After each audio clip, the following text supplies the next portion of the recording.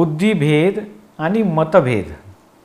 हल्लीच्या जगात घरात 3 माणसं जरी असली तरी 33 मतभेद होतात. याचा निकाल कसा लागणार? शिष्य आणि गुरु यांच्यामध्ये संध्याकाळपर्यंत कित्येक मतभेद होतात. याचा शेवट कसा होणार? अहो, जिथे भेद आहे तिथं मतभेद अवश्य होणारच. जर अभेद बुद्धी उत्पन्न झाली तर मात्र काम होऊन जाईल. स्वतः निपक्षपाती झाल्यावर मग सर्वांना निर्दोष पाहणार. आत्मा भ्रमित झाला म्हणून संसार सुरू झाला आणि बुद्धी भ्रमित झाली की ज्ञान प्रगट होते. दादाश्री म्हणतात, मी कोणाची बुद्धी बघत नाही, मी तर त्याची समजण्याची शक्ती पाहतो. बुद्धी जर 300 ठिकाणी वाकडी असेल परंतु समज जर योग्य असेल तर माझी हरकत नाही.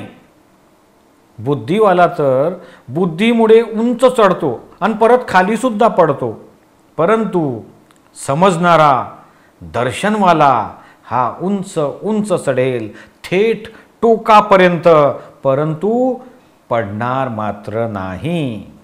बुद्धी हा प्राकृत गुण आहे, स्वतःचा गुण नाही. आणि दर्शन हा स्वतःचा गुण आहे. जास्त पित्तवाल्यास जास्त बुद्धी असते आणि वातवाल्याला समजूत जास्त असते. सर्वच बुद्धीच्या कल्पनेनं तयार झालेलं आहे, लौकिक आहे. सर्व धर्मामध्ये जी जी कल्पना आली ती शास्त्रामध्ये लिहिली. आता शास्त्र हे बुद्धिजन्य ज्ञानच आहे, यामध्ये चेतन मिळणार नाही. परंतु ज्ञान हे स्वयंप्रकाशित आहे आणि ते ज्ञानी पुरुषाच्या हृदयामध्येच आहे. बुद्धीचे पर्याय आहेत, तिची बोधकता अपार आहे. बुद्धी ही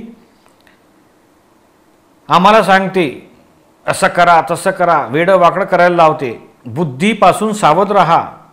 जेव्हा बुद्धी काही दाखवते ना त्यावेळीस दादांची आठवण काढून सांगा की मी वितराग आहे. बुद्धीताई गुपचाप बसून राहील. ज्ञान जे आहे ना, ज्ञान कोणाची चूक काढत नाही, बुद्धी सर्वांची चूक काढते. बुद्धी तर सख्या भावाची पण चूक काढते आणि ज्ञान ज्ञान तर सावत्र आईची सुद्धा चूक काढत नाही. सावत्र आई असली आणि मुलगा जेवायला बसला आणि त्याला जर करपलेली खिचडी जर वाढली तर बुद्धी उभी राहते आणि सांगते की ही सावत्र आई वाईट आहे, मला जळलेलं खाऊ घालते.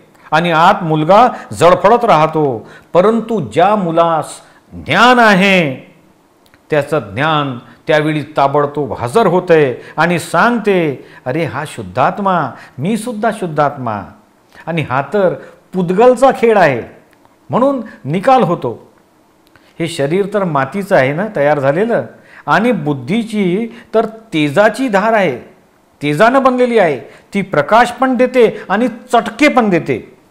आणि म्हणून दादाश्री म्हणतात, आम्ही बुद्धीला लबाड म्हणतो, अबूध होण्याची जरूर आहे. बुद्धी माणसाला अबव नॉर्मल करते आणि कधीकधी त्याला बिलो नॉर्मल पण करते.